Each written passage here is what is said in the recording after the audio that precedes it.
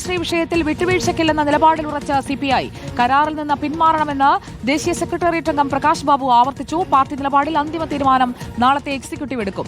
CPIM general secretary MA. ബേബിയുടെ സമീപനം വിഷമമുണ്ടാക്കിയെന്നും പ്രകാശ് ബാബു പറഞ്ഞു. ചോദ്യങ്ങളോട് മൗനമായിരുന്നു ബേബിയുടെ മറുപടിയെന്നും പ്രകാശ് ബാബു പ്രതികരിച്ചു.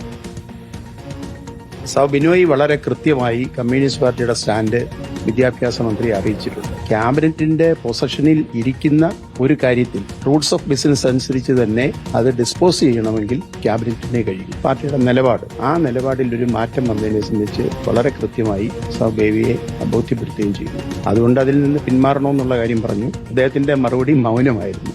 അത് സത്യത്തിൽ എനിക്കതൊരു വിഷമമുണ്ടാക്കി. നാളത്തെ സ്റ്റേറ്റ് എക്സിക്യൂട്ടീവ് ചർച്ച ചെയ്യട്ടെ, വിഷയം ചർച്ച ചെയ്തിട്ട് നമുക്ക് എന്താണെന്നുള്ള ആ തീരുമാനം അപ്പോൾ പറയും. ആദിൽ പാലോട് നമുക്കൊപ്പം ചേരുകയാണ്. ആദിൽ പാലോട്, സിപിഐഎമ്മിന്റെ ഏറ്റവും ഉന്നത പദവിയിൽ ഇരിക്കുന്നയാളാണ് എം.എ. ബേബി, പാർട്ടിയുടെ ജനറൽ സെക്രട്ടറിയാണ്. ആ ജനറൽ സെക്രട്ടറി കേരളത്തിൽ ചർച്ചയാകാം എന്ന് പറഞ്ഞ് മൗനം പാലിച്ചത് അത് സിപിഐ ദേശീയ നേതൃത്വത്തെ, പാർട്ടിയെ ആകെ മുറിവേൽപ്പിച്ചുവെന്നാണോ പ്രകാശ് ബാബു പറയുന്നത്? ഉറപ്പായും അങ്ങനെ തന്നെയാണ്. CPI അപമാനിക്കപ്പെട്ടു എന്ന രൂപത്തിൽ തന്നെയാണ് ദേശീയ നേതൃത്വം കാണുന്നത്. പ്രത്യേകിച്ച് ഡി രാജ കഴിഞ്ഞ ദിവസം നടന്ന ദേശീയ എക്സിക്യൂട്ടീവിനിടെ കെ പ്രകാശ് ബാബുവിന്റെ പ്രതികരണം അനുസരിച്ച് ഭക്ഷണം പോലും കഴിക്കാതെ അതിഗൌരവതരമായ ഒരു മീറ്റിംഗ് എന്ന നിലയിലാണ് ഇതിനെ കണ്ടത്. ആ നിലയിലുള്ള ചർച്ചകളാണ് AKG ഭവനിൽ ദില്ലിയിൽ നടന്ന ചർച്ചയിൽ ചോദ്യങ്ങളായി ഉന്നയിച്ചത്. രണ്ട് പ്രധാനപ്പെട്ട ചോദ്യങ്ങളാണ് CPI മുന്നിൽ വെച്ചത്, നിർദ്ദേശങ്ങളാണ് മുന്നിൽ വെച്ചത്. അതിലൊന്ന്, തമിഴ്നാട് സ്വീകരിച്ച അതേ മാതൃകയിൽ നിയമപരമായി എന്തുകൊണ്ടൊരു പോരാട്ടം സുപ്രീം കോടതിയിൽ നടത്തിയില്ല എന്ന ചോദ്യം.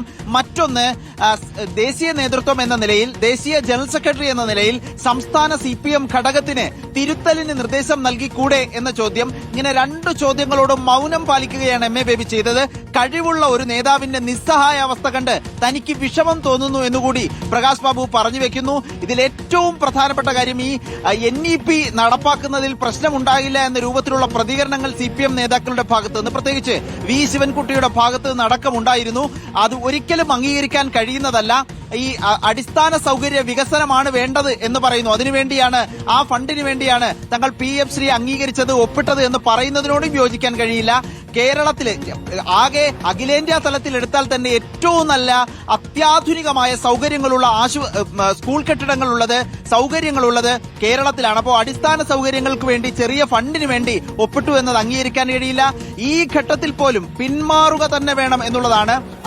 CPI വഴങ്ങുന്ന ഒരു പ്രശ്നവുമില്ല എന്ന് ആവർത്തിച്ച് പറയുകയാണ് കേന്ദ്ര നിലപാടിൽ ഉറച്ചു നിൽക്കുന്നു CPI എന്ന് വ്യക്തമാക്കുന്നു പ്രകാശ് ബാബുവിന്റെ പ്രതികരണം. ആദിൽ പാലോടാണ് വിവരങ്ങൾ നൽകിയത്.